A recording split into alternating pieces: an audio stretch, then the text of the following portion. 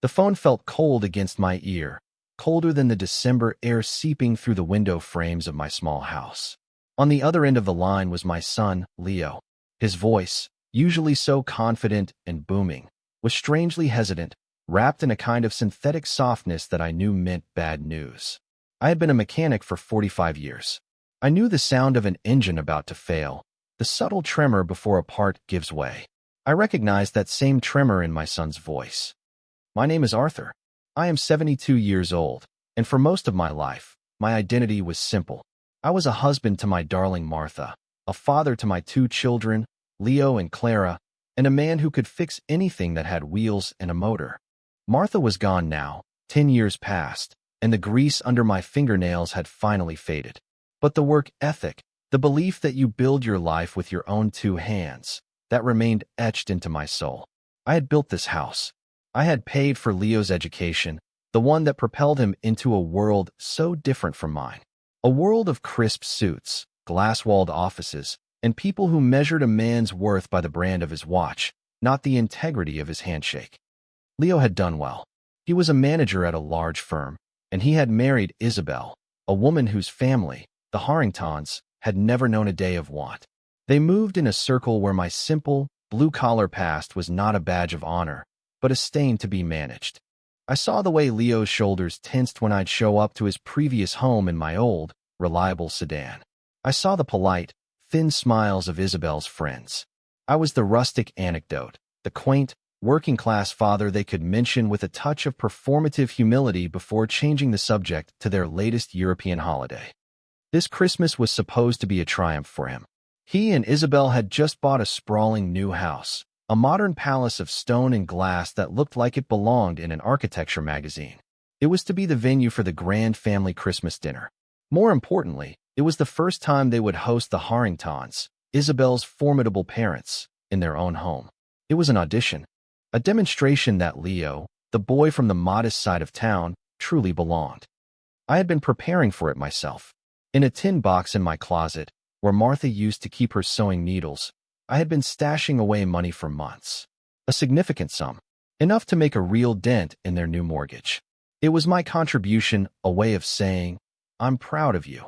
In the only language I truly knew, tangible support, a solid brick in the foundation of his new life. So, Dad, Leo began, his voice slick with false cheer. About Christmas Eve, things are going to be a little crazy here. Isabel's parents are arriving, and you know how formal they can be. I knew. I had met them twice. They had looked at my calloused hands as if they were a communicable disease. Of course, son. I'll try to stay out of the way. There was a pause. The engine was sputtering. Well, that's the thing. It's not just about being formal. They're having some of their friends from the club over. It's more of a networking thing for Isabel's father, you understand. The words hung in the air, unspoken but as clear as the winter sky. You don't fit. You will embarrass me. I felt a familiar, dull ache behind my ribs, the pain of being gently, politely erased. What I was thinking, he continued, rushing now, is that maybe it would be better if you didn't come for the dinner itself. It'll be a long, stuffy night. You'd be bored. Why don't you come over on Christmas morning instead? We can do a quick gift exchange before we have to head out. Just us. A quick gift exchange. A brief, scheduled appearance before he had to get back to his real life. I was being relegated to a pre-show, a footnote in my own family's holiday.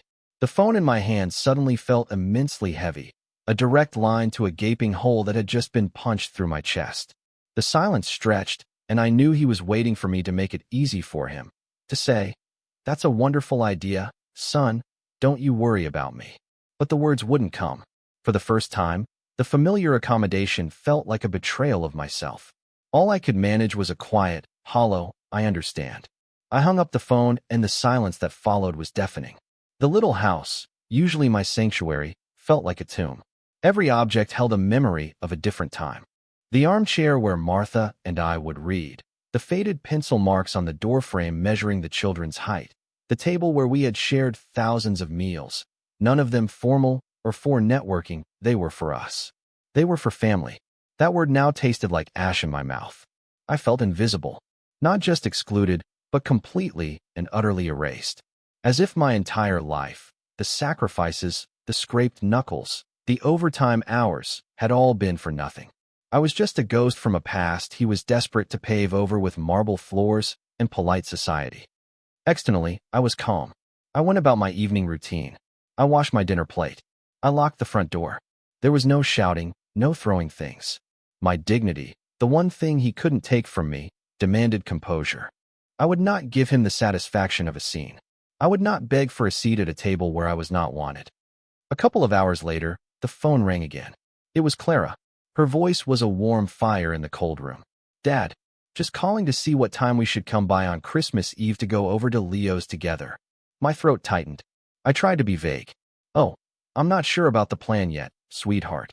But Clara knew me too well. She could hear the cracks in my voice. "Dad, what's wrong? Did you talk to Leo?" "The dam broke." I told her, my voice low and steady, repeating Leo's words as neutrally as I could. On the other end of the line, Clara's cheerful chatter turned to stunned silence, then to a low, simmering rage. "He what?" she whispered, her voice tight with disbelief. "He uninvited his own father from Christmas dinner because he's afraid of what his rich in-laws will think." "Dad, no. He has no right. No right at all." Her validation was a small, steadying hand on my shoulder. It didn't heal the wound, but it affirmed that the wound was real, that I wasn't overreacting, that a line had been crossed. After we hung up, I sat in Martha's armchair for a long time, the house dark around me. I looked at the old photograph on the mantelpiece. Me, Martha, a 5-year-old Leo on my shoulders, and a tiny Clara holding my hand. We were all smiling. We were a unit. What happened? Where did I go wrong? The questions circled like vultures.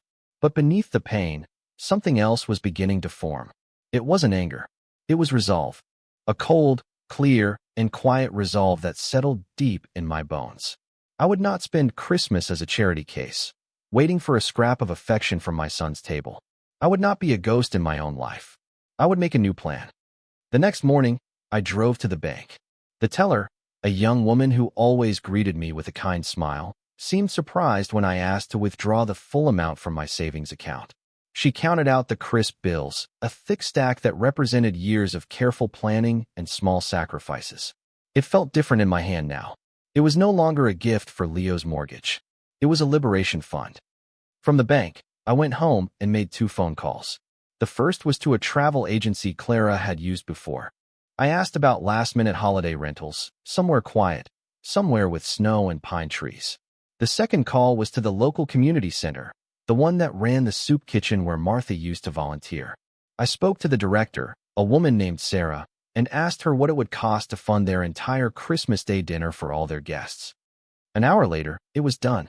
I had booked a cozy mountain cabin for 5 days, big enough for me, Clara, her husband Mark, and their wonderful little girl, my granddaughter, Lily. And I had arranged to anonymously donate the rest of the money, a sum that left Sarah speechless, to ensure that everyone who walked through the community center's doors on Christmas Day would have a hot, beautiful meal. I wasn't canceling Christmas.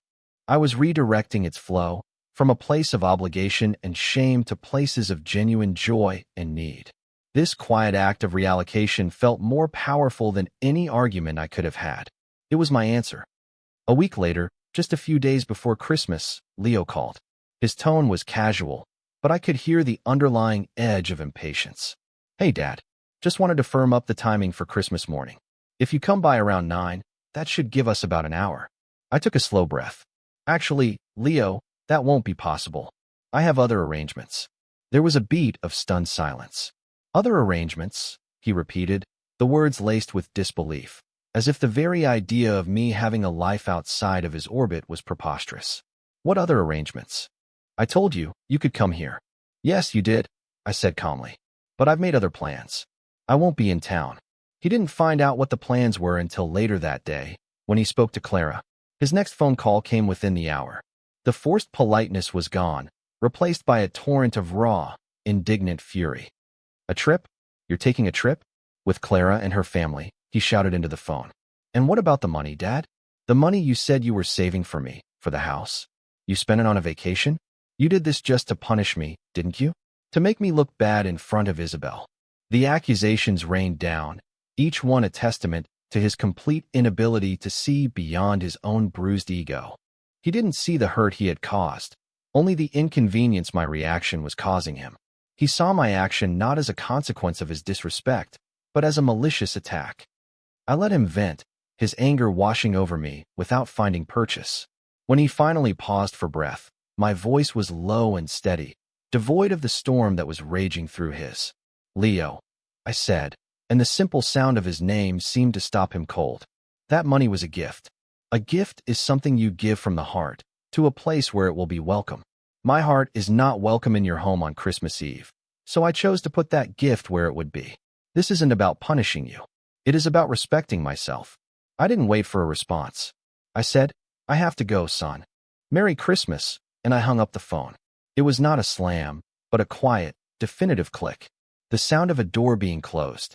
Not locked, perhaps, but firmly closed for now. A new boundary had been drawn. Before we left for the cabin, I stopped by the community center. I didn't give my name. I just handed a sealed envelope with the cash to Sarah, the director. She looked at the contents and her eyes filled with tears. "I don't know who you are, sir," she said, her voice thick with emotion. "But an angel has just saved our Christmas. Some people still understand what this season is really about." Her words were a balm on the wound. They were the external validation I didn't know I needed, confirming that I had taken my pain and transformed it into someone else's joy. The trip to the mountains was like stepping into another world. The cabin smelled of pine and wood smoke. Snow fell in thick, silent blankets, covering the world in a pristine white peace. There were no expectations here, no judgment. There was just the warmth of the fire, the easy laughter of Mark and Clara, and the pure, uncomplicated love of my granddaughter, Lily. My new purpose, I realized, wasn't some grand project. It was this.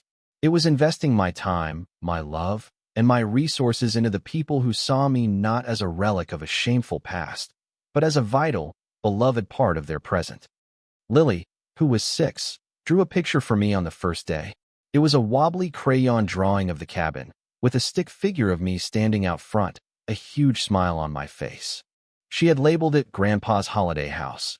I folded it carefully and put it in my wallet, right where a picture of Leo used to be. It was my new symbolic object, a receipt for a payment well made. Clara told me later that Christmas at Leo's mansion had been a sterile, tense affair. The Harringtons were as cold and polished as the marble countertops. Without me there as a buffer, and without Clara's family, the emptiness of the huge house was palpable. Isabel had apparently been furious with Leo, not because she missed me, but because my conspicuous absence had created an awkward narrative. It made them look like the kind of people who would abandon their elderly, widowed father on Christmas, which, of course, they were. The story of my alternative Christmas, the surprise trip for Clara's family, the anonymous donation, eventually trickled out through the family grapevine. The shame Leo had tried so desperately to avoid came back on him tenfold. His attempt to curate the perfect image had backfired spectacularly, revealing the ugly truth underneath. Months passed. I fell into a new rhythm. I started volunteering at the community center myself, not with money, but with my time.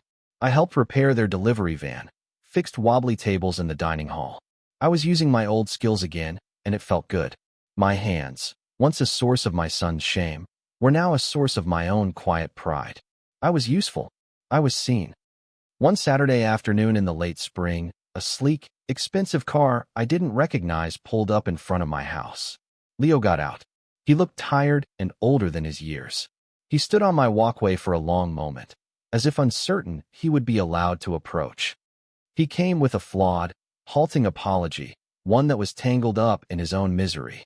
"Dad," he started, his eyes on the ground. "Things have been really hard.